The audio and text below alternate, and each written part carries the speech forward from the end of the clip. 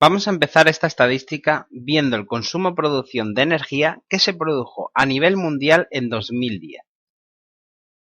Casi una tercera parte del consumo-producción a nivel mundial fue de petróleo. Casi una tercera parte fue en carbón.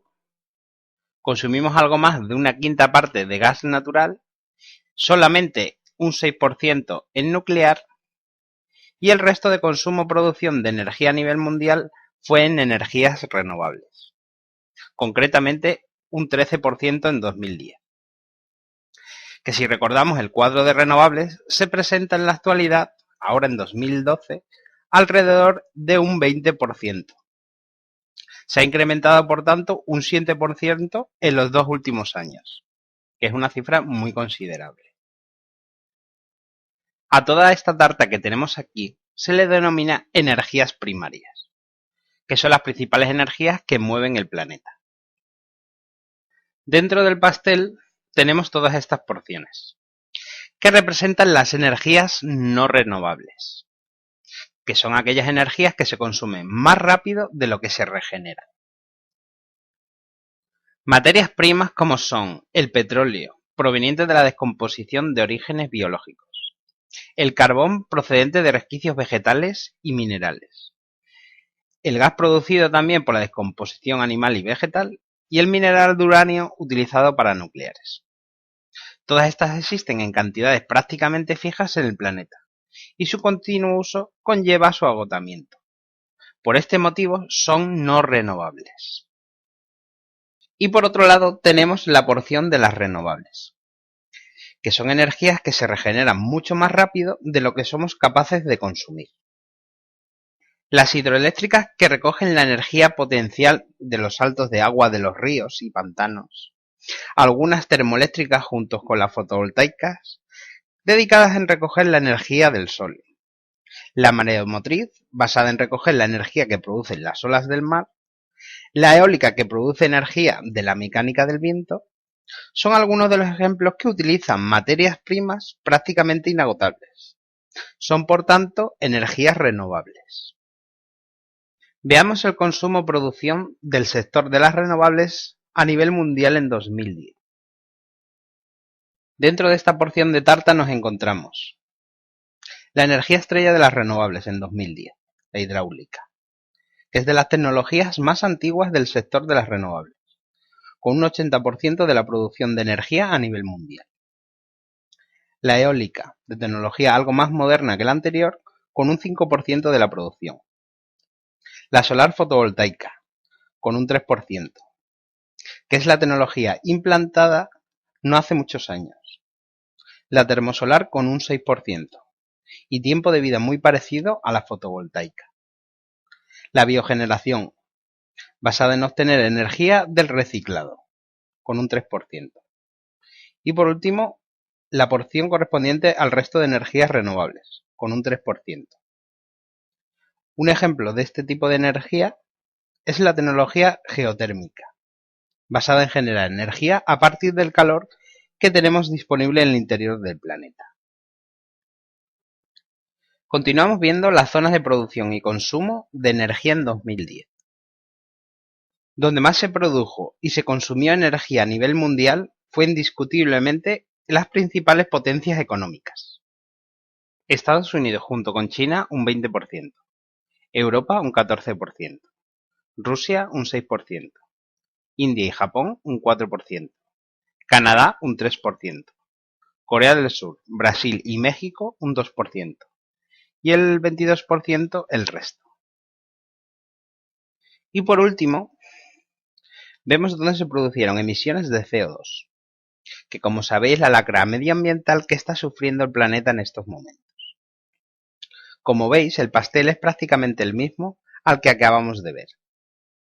Esto nos viene a decir que la producción-generación de energía es el principal causante de emisiones de CO2 a la atmósfera, que es un dato muy preocupante a tener en cuenta. Vamos a ver ahora cómo ha evolucionado y evolucionará el consumo-producción de energía a nivel mundial. Partimos del consumo de energía que se produjo en 1980. que nos servirá de punto de partida para evaluar la evolución del consumo energético. En 2008, 28 años después, se había incrementado el consumo de energía en un 69,7% más. En 2010 se incrementó hasta el 80% más. Y para el 2020 existe la previsión del 106% más con respecto a 1980. Con lo que consumiremos para entonces más del doble de energía de lo que consumíamos en 1980. 10 años más tarde, en 2030, se pronostica que alcanzaremos un 159% más que en 1980. Como se ve, el consumo de producción de energía se va incrementando considerablemente con el paso del tiempo.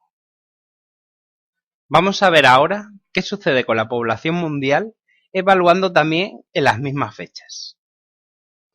Partimos igualmente referenciados de la población que teníamos en 1980, en los que éramos algo más de 4.300 millones de habitantes en el planeta. En 2008 pasamos a ser unos 6.700 millones. Se había incrementado en un 51% en esos 28 años. En 2010 se alcanzó la cifra de 6.850 millones.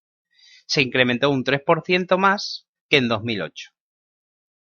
En 2020 se prevé superar los 7.500 millones de habitantes. Si recordáis, o aquellos que visteis la noticia, no hace mucho, a primeros de 2012, superamos la cifra de 7.000 millones de habitantes en el planeta. Nos encontraremos entre estas dos cifras. Y por último, para 2030 se estima superar los 8.000 millones. Se habrá incrementado la población mundial en un 82% más con respecto a 1980. Como observáis, también hay un aumento considerable de la población, que es este el principal causante del incremento de consumo de energía.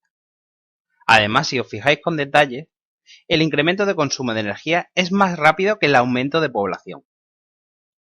Mientras que se estima que para el 2020 se habrá duplicado el consumo energético, más concretamente habrá aumentado un 106% con respecto a 1980, para esta misma fecha la población solo habrá aumentado en un 69,3% con respecto a 1980. Por tanto, cada vez hay más población y cada vez somos más consumistas de energía que en años anteriores. Vamos a analizar esto de una forma muy sencilla. Vamos a ver cómo las personas hemos incrementado el consumo de energía eléctrica con un ejemplo. Intentad contar cuántos aparatos eléctricos habéis desechado desde una fecha que recordéis y ahora echar un vistazo a vuestro alrededor y contar cuántos aparatos eléctricos nuevos tenéis desde ese mismo intervalo de tiempo. Ahora os pregunto, ¿tenéis más o menos aparatos eléctricos? Intentad responder a esta pregunta. Y si no, mejor os respondo yo, que me lo ha chivateado mi amigo Copperfield, que aprovecho para saludar. Tenéis muchos más aparatos eléctricos ahora que entonces. Os puedo decir que tenéis alrededor de 3 o 4 aparatos eléctricos más desde el último que desechasteis. Aunque estos aparatos cada vez son mucho más eficientes con el avance de la tecnología, el típico sello que encontráis en muchas tiendas, de la A, plus, B, cuyo significado es una escala de valores que indican el consumo energético del aparato en cuestión, pero esto no es suficiente para compensar la gran cantidad de aparatos eléctricos que incorporamos a nuestras vidas. Podemos concluir, por tanto, que si cada vez somos más en el planeta y encima somos mucho más derrochadores de energía, el incremento de energía con el tiempo se dispara. Esto supone un gran problema porque acabamos con los recursos disponibles en el planeta, a pasos agigantados. Podemos decir que de cara al futuro, la evolución de las energías primarias en el consumo-producción en el mundo evolucionará de la siguiente manera. Habrá, como hemos dicho, un incremento considerable de la población. Esto provocará un aumento del consumo y con ello un aumento de la producción de energía. que darán como resultado una disminución considerable de los recursos en el planeta.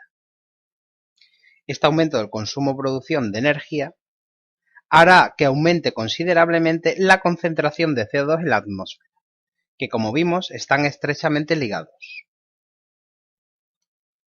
La disminución de los recursos en el planeta provocará la caída de las no renovables y con ello un aumento de las renovables, que compensen la demanda de energía que, como hemos dicho, irá en aumento con el paso del tiempo. Y este aumento de las renovables contribuirán a que el aumento de CO2 en la atmósfera no sea tan agresivo. Esta especie de fórmula que nos ha salido aquí no me la he querido inventar yo. Esta fórmula es fruto de las necesidades que experimenta la sociedad, la economía y las necesidades del planeta. Y cualquiera de vosotros que quiera analizar un poco la situación, aunque nos encontremos en momentos de crisis o no, que lo único que puede hacer es que haya algún tipo de retraso o alguna pequeña variación en todos estos datos, pero de forma global será lo que suceda inevitablemente de cara al futuro. No lo dudéis.